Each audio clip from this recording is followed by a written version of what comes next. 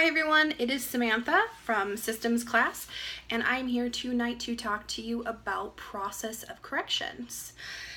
Before we get started, I want to talk about outcome-based measures, quality improvement, process-based measures, but the example I'm going to give you came directly from, of course, the Minnesota Department of Health, which was the survey of the Golden Living facility. That was our example. But before I talk about everything, I kind of want to talk about what things mean. So both measures, whether it's outcome or process-based, are about quality improvement, but it's really hard to measure quality.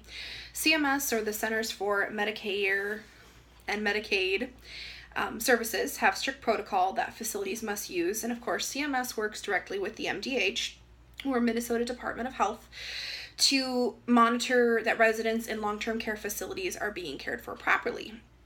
Now, the F rating I chose was number 258, which coincidentally is why I'm filming in my bathroom. And if you didn't read number 258, you'll get it in just a second. Number 258, or 483.15H7, it's a mouthful, states that the facility failed to provide for the maintenance of comfortable sound levels. Now, what happened was the resident told the Minnesota Department of Health that their toilet had been running since their admittance in November of 2015. They said that they told several staff members, but no one fixed it, and they were forced to keep their bathroom door closed at night because of the loud water noises. Now,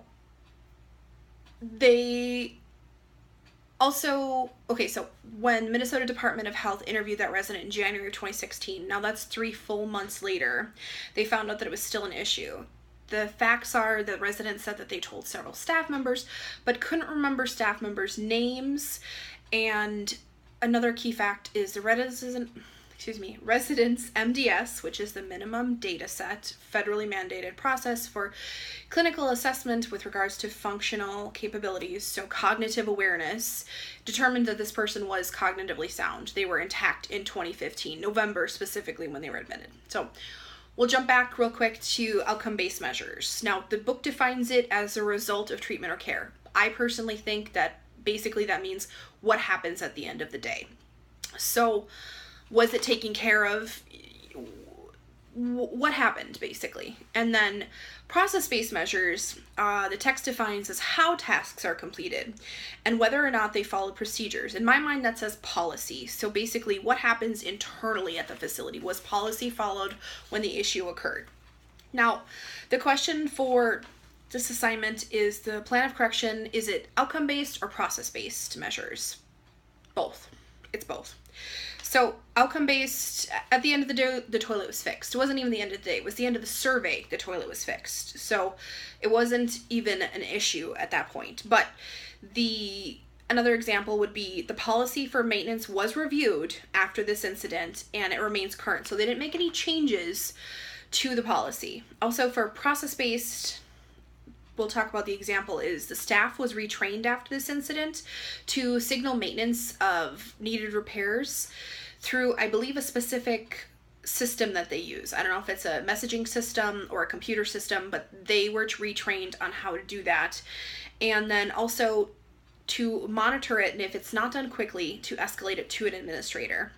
So the second example I have from process-based would be that the facility decided to do weekly audits of their toilets, or their plumbing, and basically once that was done, they'd have a monthly meeting, and then at the meeting they would review the policy. So if they had to change the policy, they would after getting some audits done. So measuring the quality.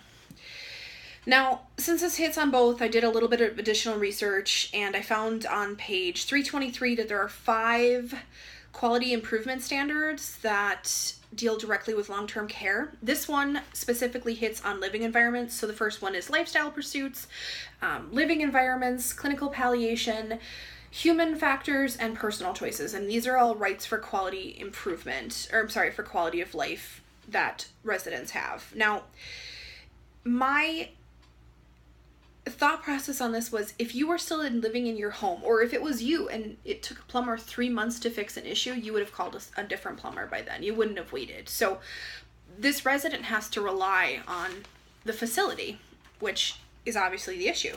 The resident has the right to a stress-free and quiet environment, and obviously if they had shut the bathroom door, that wasn't the case. But it's important to note that it's human error is possible. Maybe the resident forgot to tell the staff, maybe the staff forgot. There's just too many what ifs in this case, but it's important to know that the issue was corrected and accepted.